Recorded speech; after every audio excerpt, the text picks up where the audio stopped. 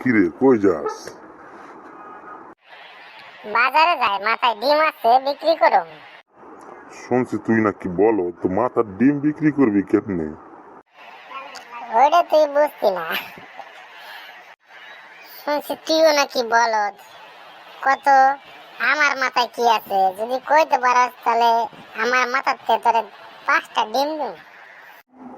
বুঝছি তোর মাথায়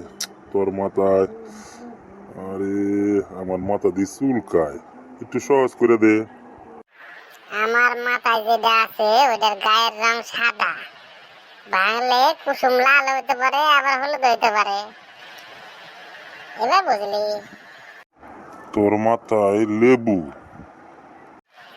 হয় না, আমার মাথায় ডিম।